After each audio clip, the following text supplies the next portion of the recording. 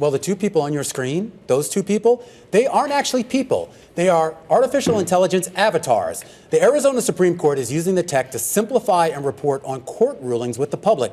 Now, these avatars were made by a company called Creatify.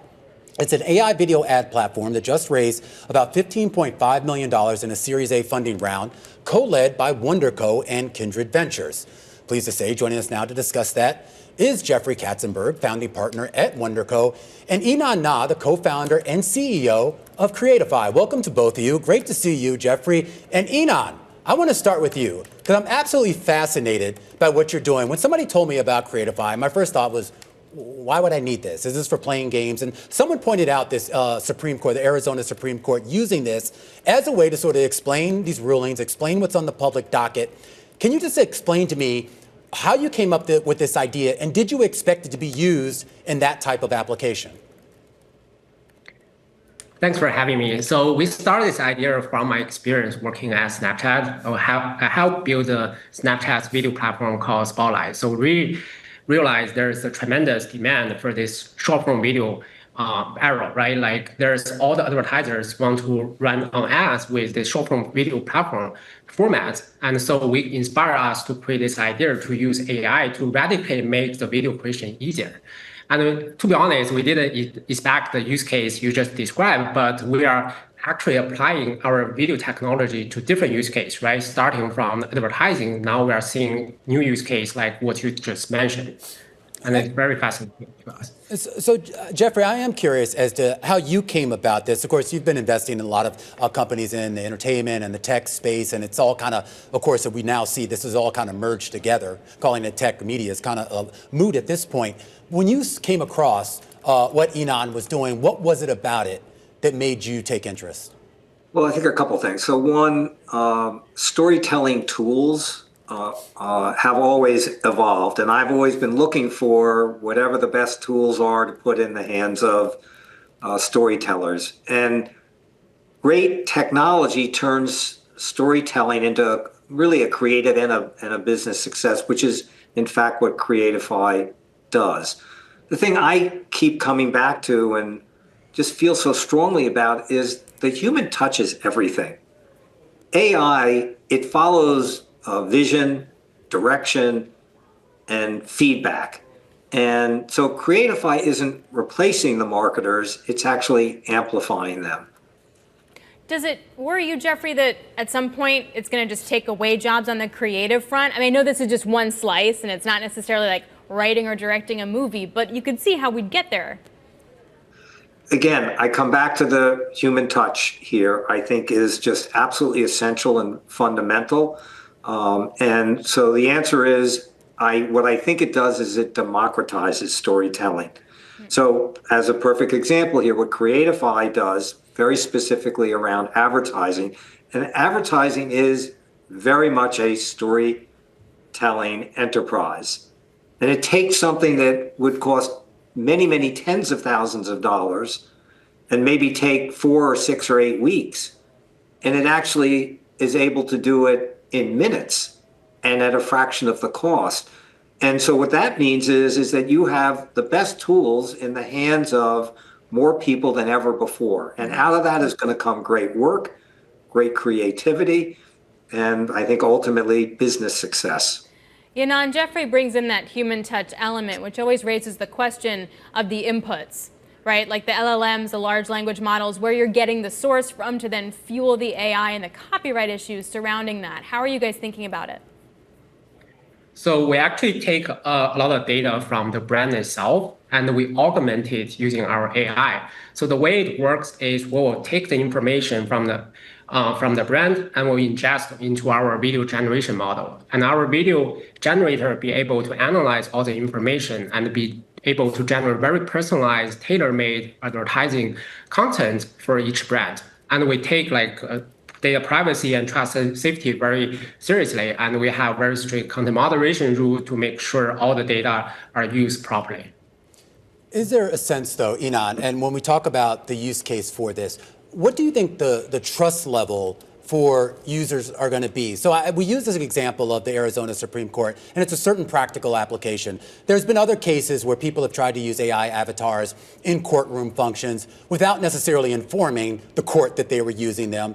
That's led to a lot of laughs, but it's also raising about a question about what I can believe with my own eyes. How do I know what's real when I see AI has gotten so good? Yeah, AI definitely making a lot of change to how advertising world works. And the way we use it is we use AI to really empower a lot of business, because traditionally, for a small business owner, if they want to run video advertising, it costs thousands of dollars, 2 to 4 weeks, and it's very cost prohibitive. With Creatify, we actually can empower them to be able to create a video ads within minutes and be able to grow their business. So what we do here is really to empower entrepreneurship, empower business, so they can actually focus what matters to grow their business. So that's also the vision of Creatify. But Romain, it does. Well, listen, it does raise a point here, which is should there be guardrails?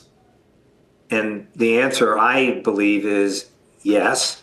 But of something that is so young and is evolving so quickly, the balance here is between extraordinary speed of innovation and protection. And whether it's protection around copyright or it's protection around truth and fact, these are super important issues, and I don't know that we have the answers yet, but clearly there need to be some guardrails.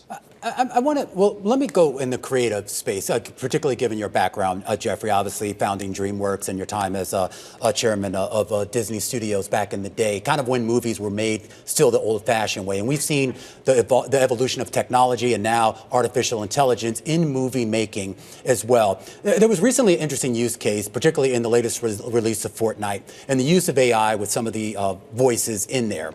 I don't know what the business terms of that were, what sort of contracts were signed, but it seemed to raise a lot of hackles about fair use, about transparency of use. And I am curious, particularly in the creative fields, how you see this evolving. I know it can be complementary to the human creative, but will it be? Will we as humans be willing to accept that?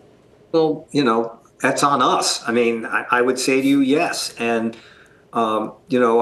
it's interesting because if you go back and you look at how, the evolution of these, tools, you look at animation going from a 2D business into, a CG business, hand-drawn into state-of-the-art computer animation, was an amazing disruption. And yet animation today is bigger than it's ever been. And there are more people employed working in it than ever before. The jobs, some of which have been reinvented, some of which are new, some of which have gone away. But it has absolutely been a tremendous positive impact on the business. So I look at what's happening today. I don't think this is an evolutionary moment. It's a revolutionary moment. It's impossible to see these incredible new releases, whether it's VO3 coming out of Google or the things that we are seeing coming out of OpenAI and Anthropic. And it is breathtaking. It's happening so fast that I think there is anxiety of, can we keep up with this? Can we manage it in a productive way and one that protects creative rights and all of the things that surround that. Well, Jeffrey, to that point, no one would have seen this evolution coming in Hollywood, for example, right? It's been quite a ride. And COVID totally disrupted the industry also, so you got to add that on to it. Fast forward for me 5 years. What does Hollywood and the movie industry look like? In the AI world and in reality? We're all going to be watching bots on YouTube? What is it? I think it's many things is the answer to that, Alex. I don't think it is just going to be one size, fits all here. Do I think there are going to be movies and movie experiences?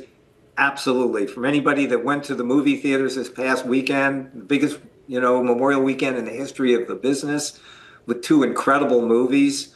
You know, yes, there's a future for that. People love that communal experience.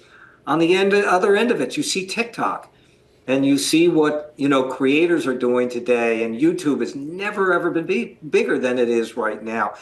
And so I'm very optimistic. I do think there are new forms of storytelling of which these tools are going to be accelerants to that, if not catalysts to them occurring. I don't believe it's the end of Hollywood, not even a little bit. I think probably just the opposite. Will it function in the way that it has in the past? Absolutely not. You know, at the Walt Disney Studio, we had 130,000 frames of film, every single one of which was drawn by hand with a pencil, and then inked and painted by hand. And then Toy Story comes along, changes everything. And the outcome of it ultimately was great success for Hollywood, for storytelling, for creators, for business. As long as we all know that we still need financial anchors on television, that's the important part. We never want to lose that. Yinan, that's existential. It's not essential. It's existential. That's right. There you go. Thank you, Jeffrey. I appreciate that backup. As long as they have good skin care, which I learned about while we were waiting for you, I think that's an important perk that needs to go with the job. I think it's important. I think there should be a budget for that. Yinan, to put this into perspective, talking about utilizing AI in many different forms, it's a yes and, it's not an or. Who are some of your customers right now? What kind of brands use your product, and how are they using it? Yeah, we have a range of different customers, from like SMB owners to like marketers to agencies. And recently we also got amazing traction from like very big brands like Alibaba, like Zongpers, like Hotspot, using our tools. So really like serving them with their marketing needs, and also all their performance marketing team are using our tools. And how do you expect that to grow? Like, what other kind of brands are you targeting, and what's your pitch to them? So basically, we started out by building this like AI ad maker, which is a video creation tool. But now we actually evolve into an end-to-end video ad solution. Now we not only helping brand with just ad creation, we also help with the ad research, which is before the creation, and after creation, we help them to deploy to different platforms and doing the optimization. So really, it's a one-stop shop for all your performance marketing needs. So Yinan, just tell us here, I mean, I'm going to give you the final word here. I mean, where does this go next? I don't mean just for Creatify, but overall. I mean, you've built something cool, you've raised some good money. Obviously, you got a long way to go to sort of get up to the heights that we've seen with other companies in this space. But when you look at the foundation that you have, you look at the adoption of AI and AI-adjacent technology, what do you see as the future? We see the future is there are going to be like a very intelligent AI ad agents, which pretty much can automate everything along the performance marketing journey, right? You can think of like the best teammates who is specialized in paid ads can take care of everything from like the inspiration to the creation to the delivery and the final optimization, and they can do it continuously. So really, we're gonna free like marketers, like brands, from like the manual, tedious work, and let them to focus more higher order tasks, right? Doing the designing, the messaging, or grow their business. I think that's the vision we are envisioning at Creatify.